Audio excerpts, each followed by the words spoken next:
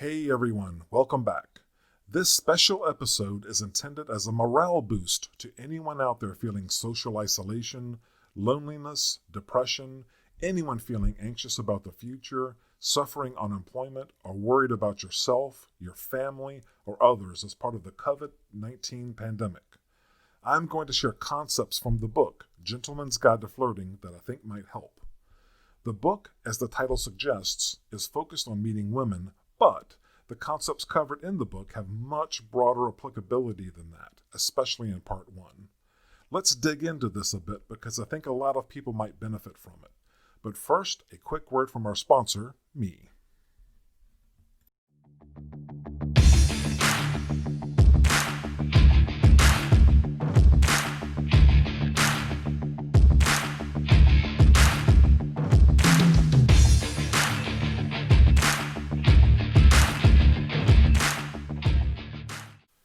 Hi everyone, welcome to the Gentleman's Guide to Flirting. I am David, the author of the book of the same name, Gentleman's Guide to Flirting, available on Amazon.com. I am also your host and the exalted leader of the Gentleman's Guide to Flirting empire. You will be able to find this content on YouTube or wherever you get your favorite podcasts. Thank you for joining. Let's get started. Hello everyone, it is August 15th, 2020, and we are still in the middle of the COVID-19 pandemic. This is episode 5 of the Gentleman's Guide to Flirting, where the intent is to give you a morale boost. Now, how can a guy who wrote a book about flirting do that? Sounds like nonsense. Well, I believe the mindset and methods of the book are relevant and helpful for dealing with some of the issues a lot of folks out there might be facing as a result of the pandemic.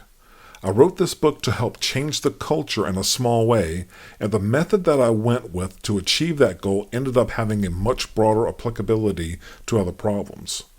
Let's take a look at approaches to dealing with the pandemic-related challenges through the lens of the book. But first, understand this. This crisis will end. This crisis absolutely will end. That may not happen as soon as we would all like, but it will end. It may be by the end of 2020, but most likely sometime in the first half of 2021 before we see an effective vaccine or set of vaccines. And that's coming from the best experts in the field. I heard that from Bill Gates, Dr. Fauci, the CDC, the World Health Organization, all seem to be backing away from their prior extremely cautious positions, being the scientists that they are, to having a bit more confidence that some of the vaccines that are being in development right now will prove out in scientific testing. So we have strong reason now, to be cautiously optimistic, looking into 2021 based on what real experts are saying. So having a vaccine coupled with increasingly effective treatment methods should help us find our way out of this issue by the end of 2021. All right. Let's talk about some of the basics relevant to the issue of managing your way through a health crisis or pandemic like this. So what we need to do is get from now to then, and by then I mean when we finally turn the corner, have an effective vaccine, we start our way out of this crisis back to normality. And then we need to consider what we do past that point, once we turn the corner in the future, when we start putting this virus behind us. So your mindset. What is the mindset that I'm saying is applicable from the book that is relevant to what millions of people are going through right now? In short, it is the same as what you were doing before the pandemic hit and what you should be doing after. So from now until we turn that corner, there's a few things I like to highlight for you to keep in mind as you decide how to conduct yourself in your day-to-day. First, continue to make progress every day towards your goals. And by that, I mean health and financial and career and family and education. Just as a personal example, as things were shutting down early in 2020, as the pandemic sort of spread in the United States where I'm based, there was a lot of things that were shut down, and that still might be the case for you here in August of 2020. As things were shutting down in my area, I said to myself, fine. Take away the distractions. You want to take those distractions away? I'll just work harder on the things that matter. For example, I already work from home 100% of the time, so I didn't have any kind of adjustment along those lines, and I'm grateful that I did not lose my job as part of the pandemic, unlike so many people out there that did, but millions of them. The gyms in my area got all shut down like they did, in a number of countries. I said, fine, take that away. I bought some workout equipment and was doing my best in my garage. I'm not going to just sulk over that. If that's what the world decided to go throw my way, that's the curveball I get. I do the best I can with it. If I wasn't able to get workout equipment, I would just use my body weight. Just do push-ups, do pull-ups, do squats with your body weight. I think health is important. It's something that I prioritize. In my case, I find out it helps my mental well-being in addition to my physical to work out every day. I do so maybe 4 or 5 times a week. So that's an example. Another example of a change I made is I decided to finish off this book, The Gentleman's Guide to Flirting. I've been working on that thing for a little over 3 years, and I decided, okay, well, all these distractions have been taken away. I said, you know what, I'm going to go ahead and do something positive. I'm going to turn 2020 into a great year. If the universe decided to try to screw me alongside you guys, I said, I don't do that. I don't play that. I'm going to think of ways to go and make the most of my time. So I decided to go and finish off the book. And I started this YouTube channel, and I launched the podcast. A third thing is, at my day job, I have a regular day job. I doubled down at work. I went harder. Some people that I work with, they needed to slow down because they needed some room because of childcare issues. The schools closed up and their children were at home. So they needed, of course, to take care of that, and it takes many hours. Or they may need to take care of people who may have gotten sick, or vulnerable people that may be living in their homes or in their families. That's all fine. Self-care, taking care of mental health for yourself and others around you is absolutely vital. All right, back to my points here. Be a strong asset to your family and friends. And by that, I mean money if you can afford it, time if you can, emotional support, just whatever is needed. And one thing that I added to the list, the next 2 things that are on screen for people consuming this through YouTube, is be an asset to your neighbors, be an asset to your community. I added those to this list. That's not something I emphasize in the book, but it's kind of implied in there. If you have elderly neighbors who may need extra help, I did decide to do that because I said, gosh, it's kind of hard to go out there and compete for supplies, to go get up to these stores if you feel like you might get sick and you're a little older, might be vulnerable. Maybe I just said to myself, it might be better if I decide to just go and reach out, just go throw up my hand, say hello, and just go make the offer. I mean, a lot of times they say no, but sometimes they say yes. You say, I'm going to the store here soon. Do you need me to go and pick up anything? I could just leave it on your porch. There's nothing wrong with doing that, and it just helps go and strengthen and build your relationships with your neighbors. By being an asset to your community, that's another thing I added to my whole concept of being an asset to people around you. Family and close friends is essential always, no matter what. But in these special times during COVID, I think community is a good thing too. Just on a personal note, I'm grateful I'm in a position where I can be a little more generous financially with folks. So, when I was going out, and I live near a small town in the United States, in Virginia. And I made a conscious effort. I went out to little small restaurants that still were doing drive-up service, or they set up a little bit of a curbside thing outside. I made a point of going spending more money there, and I would throw down very generous tips to the service workers out there, because those are people that live in my community, and I'm in a position, thankfully, to be able to give a little bit more, and I did. So what do you do after you turn the corner? And we get into 2021, and hopefully we get some good news, and the impact of this virus will diminish by the time we get to the end of 2021. What do we do mindset-wise differently? Nothing is what I say. Absolutely nothing. Your mindset should be pretty much the same. Just basically be kind and generous to everyone as best you can afford it, especially as much time as you have to spare. Financially, if you can afford that, and any other way that you think might be helpful. Note that nothing that I'm saying is about wallowing in misery, staying in bed all day, and feeling bad for yourself. This mindset's more about taking action and having a plan and a philosophy and making high quality decisions every day, even on the smallest things, and driving toward your goals in the highest quality ways.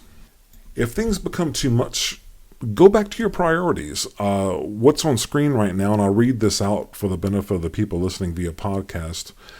You only have 24 hours in a day, but so you might have to prioritize things. You prioritize what you're doing. And like I said, this is straight out of the book. Priority 1 is you, and closely related to that is number 2, your goals, your career, your business, and your education. Number 3 is your family, your partners, and your close friends.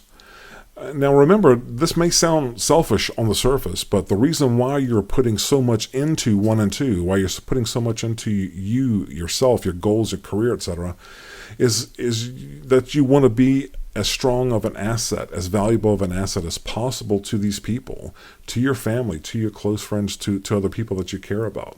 This isn't selfish at all. It's quite the opposite. Level 4 is girlfriends, 5 is casual friends and acquaintances, and 6 is everyone else. Again, I bring this up because I'm finding during these times that the asks of me are more than normal during the pandemic, and there's only 24 hours in a day, and I've got things I got to do. So I found it helpful to fall back to these foundational principles. And I find myself quite often think about this priority guidance. So I put it there in front of you for consideration to maybe help you organize your day. So let's dig in a little more deeply about the social, cultural, and economic changes relevant to the COVID-19 pandemic. Until we turn that corner, definitely, and I know that not everyone agrees about this, but I'll strongly suggest you follow the health guidelines. That's the mask wearing, it's the social distancing. It seems like there's some evidence out there that it helps. I know not everyone agrees. Some people are unable to comply, especially with the mask thing, because those suckers are hard to breathe in. I don't have any kind of respiratory problems, but I don't do too well with those, especially in the gym. But I say that because to follow the health guidelines, because it'll be harder to be the person you need to be for yourself and for others if you get knocked down. How are you going to be a strong asset to other people if you get wiped out, or you're sick, or you have some severe implications or outcomes from getting this virus before you can get to a vaccine, or we somehow can manage our way out of the situation? So it's something to keep in mind. Next thing is take whatever steps are necessary to support yourself. Now, I know millions of people got displaced out of their jobs. A lot of people lost their businesses. It's just a mess out there. It's a mess of historic, freaking catastrophic proportions. But some businesses and some jobs are recovering, and I'm grateful for that. But we got to think about how many millions of people out there in the United States and worldwide that are still dramatically affected by this mess. So that's a tough problem, but I just want to say, like, some types of jobs or whole businesses might have gone away or may continue to exist in the future in a diminished role, and their numbers or their pay or rewards or returns. So think about what business or industry you are in. Do you need to make any adjustments or changes now to continue to thrive and be successful in the future? Next thing is, be there for your family and friends. And I don't mean necessarily always around money, but you be the strong and dependable one in every way. That's the asset that I keep talking about. It could be financial, it could be time, it could be emotional support, it could just be, spend some time and talking to somebody. Reach out to people. Don't let people suffer alone or in silence. Because you don't know, they may be under a lot of pressure due to money or what is going on inside of their home with their family or children, or they may have issues at work more than normal. So be patient, have a big heart. And just in general, be more patient, give people extra room. A lot of people are under pressure, and they may not have the, capacity and big heart that you do to be able to, deal with crises and being under stress for extended periods of time. So until we get to a normal later, and maybe be a little more patient, don't be quick to lose your temper or give up on somebody too quickly. Just give them a little space. Now, after we turn the corner, That should be, again, like in 2021, we should be making strong strides in that direction. Get back to normal life when you're comfortable. And I'm not going to say just jump right back into airplanes and everything. You do that when you feel comfortable with it. You're the one that's going to think about your situation, your health, your financial condition, the external demands and pulls on you from outside parties. You're the one that decides that, but I think return to normal life as quickly as possible. Whenever you feel comfortable in your gut doing that, that's a good thing to do. And critical reflection, like a nice retrospective is something you should be doing in quiet times, is my suggestion. If this crisis revealed any changes that you need to make, add those to your goals. Remember the goals we talked about in the priority slide, your goals, career, business, and education, your top things.